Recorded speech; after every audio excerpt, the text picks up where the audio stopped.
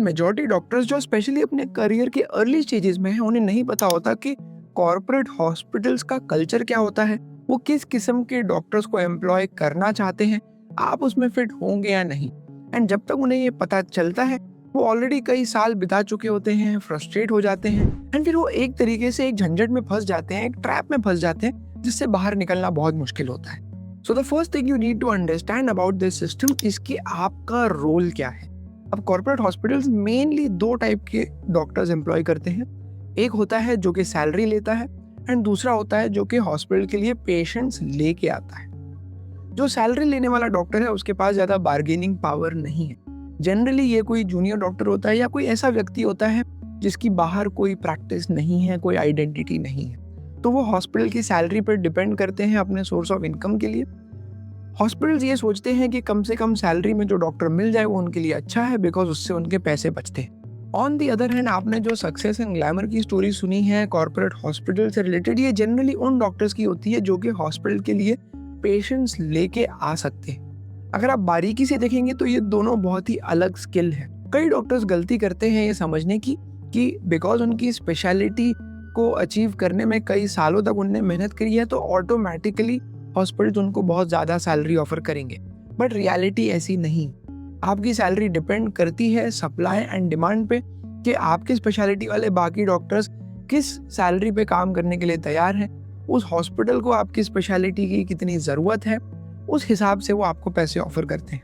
वहीं पे अगर आप हॉस्पिटल्स के लिए पेशेंट्स लेके आ सकते हैं, चाहे वो आपकी स्पेशलिटी के हो भी ना, तो भी as a manager of a hospital आप ज़्यादा वैल्यूएबल हो, बिकॉज आप उनके लिए बिजनेस लेके आते हो।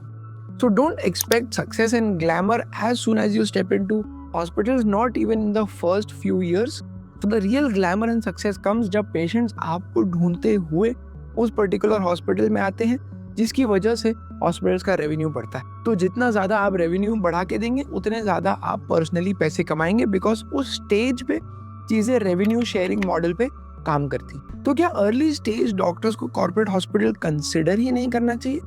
रॉन्ग। अर्ली स्टेज डॉक्टर्स को कॉर्पोरेट हॉस्पिटल जरूर कंसिडर करना चाहिए, but only under some specific conditions.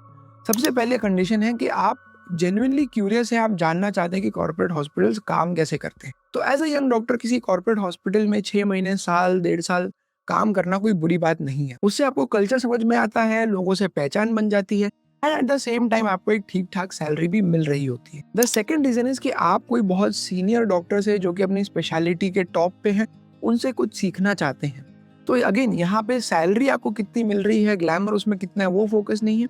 आपको सिर्फ अपॉर्चुनिटी चाहिए फलाने डॉक्टर से चीज़ें सीखने की, एंड वो किसी बड़े हॉस्पिटल में, कॉर्पोरेट हॉस्पिटल में काम करते हैं, इसलिए आपने जॉब लिया है। स्पीकिंग ऑफ नेक्स्ट स्टेप्स, अगर आप मेडिकल स्टूडेंट हैं या डॉक्टर है जो कि कंफ्यूज्ड हैं and you want to discuss कौन सी स्पेशलिटी ली जाए, करियर में आगे क्या किया जाए, क्लिनिक वगैरह कैसे खोली जाए, and you wish to discuss that with me, then you will find all the relevant links in the description box. Third reason for joining a corporate hospital in the first few years of your career is to learn advanced techniques जो कि आपको बाहर करने नहीं मिलती।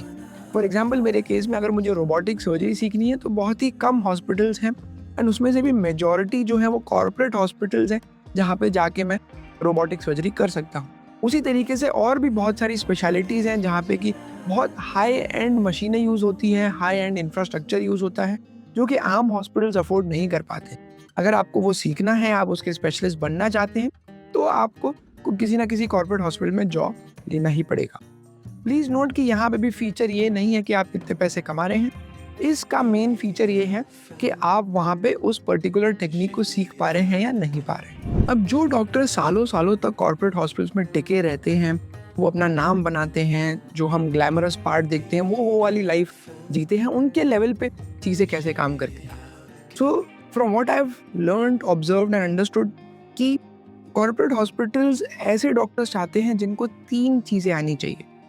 सबसे पहली चीज़ कि आप अपनी क्लिनिकल प्रैक्टिस में कितने अच्छे हैं।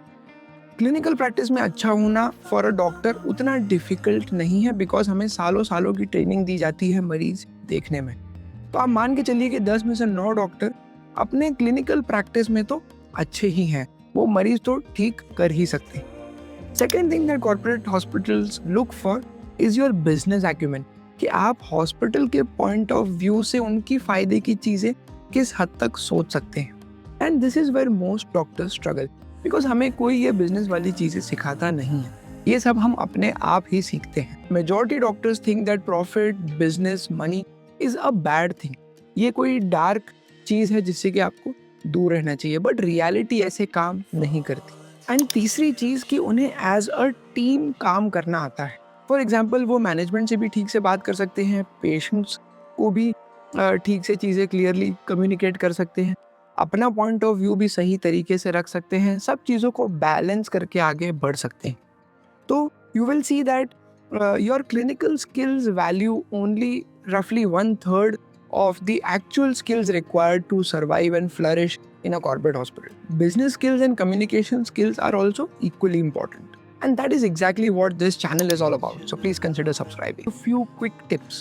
Number 1, corporate hospitals में सिर्फ मरीज देखना ही आपका काम नहीं है, उसके अलावा भी बहुत सारी चीज़ें हैं जो कि आपसे एक्सपेक्टेड है। Number 2, communication is as important as your medical skills. आप बात करने में कितने कॉन्फिडेंट हैं, कितने क्लियर हैं, कैसे आप पेशेंट से भी, मैनेजमेंट से भी सही तरीके से बात कर सकते हैं, गुस्सा एंड ईगो को साइड में रख के चीज़ों को क्लियरली देख सकते हैं, ये सब की बहुत इंपॉर्टेंस होती है।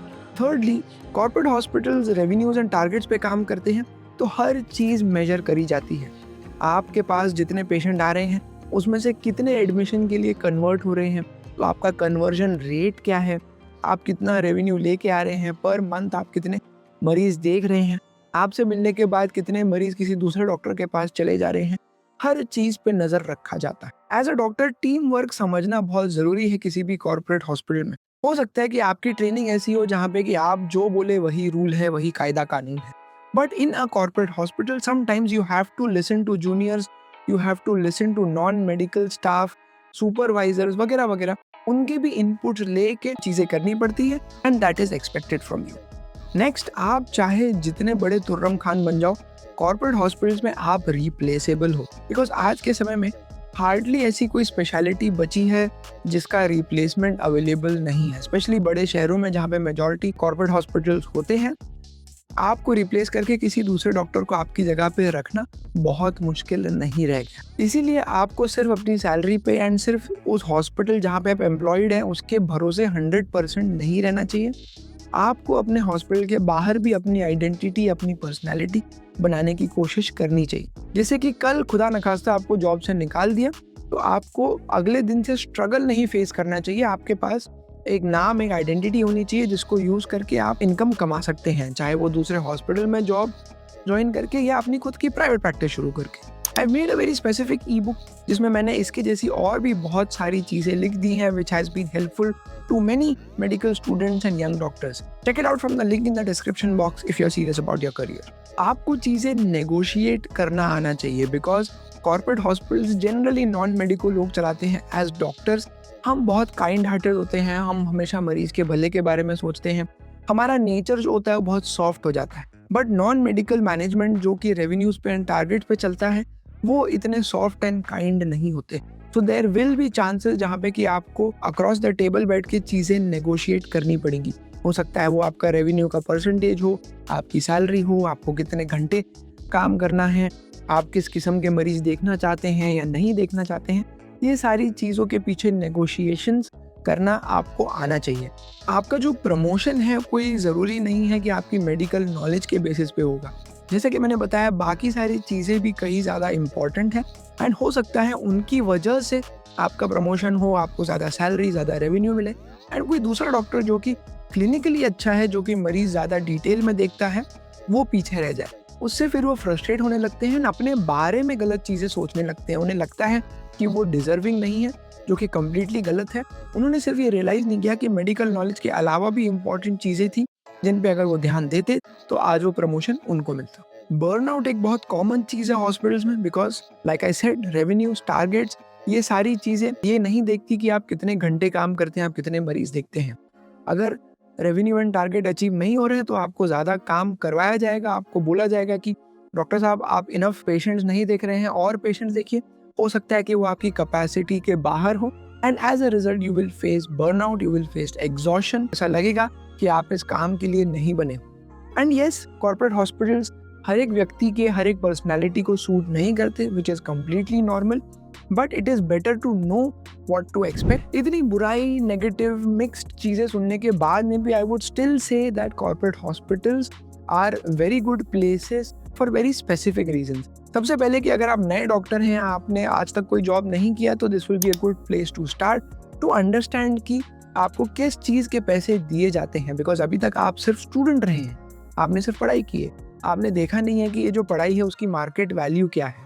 तो कॉर्पोरेट हॉस्पिटल्स में ज्वाइन करके आप देख सकते हैं कि आपकी डिग्री की वैल्यू क्या है, कितने पैसे वो देने को तैयार है, एंड उसके बदले में आपको क्या क्या काम करके देना होगा।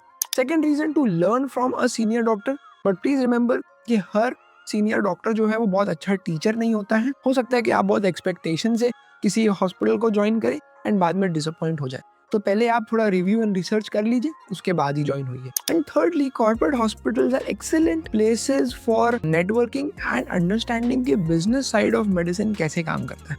बिकॉज जो लोग वहाँ पे लॉन्ग टर्म तक सर्वाइव हो पाते हैं, जनरली उनमें ये क्वालिटीज रहती हैं कि वो बिजनेस अपॉर्चुनिटीज आइडेंटिफाई कर सकते हैं, वो अपने खुद की बिजनेस शुरू कर सकते हैं। तो अगर आपको ऐसा लगता है कि ये आपके टाइप के लोग हैं, तो वो आपको किसी कॉर्पोरेट हॉस्पिटल में एक जगह पे मिल जाएंगे, जिनके साथ आप चीज़ें सीख सकते हो, उनके साथ आप और वेंचर्स या बिजनेसेस शुरू कर सकते हो, आप अपनी टीम बना के अपनी खुद की प्रैक्टिस शुरू कर सकते हो, वगैरह वगैरह। So it is a very good place to find like minded people if that is the kind of personality and career that you wish to pursue. So I hope by this point in the video आपको पता है कि क्या corporate hospital आपके लिए suitable है या नहीं है। डॉक्टर्स की करियर ग्रोथ से रिलेटेड मेरी एक पूरी प्लेलिस्ट है, जो कि आप इस वीडियो के बाद जरूर देखिएगा। And with that I will wait for your suggestions and ideas in the comment section and take your leave and see you very soon in the next video.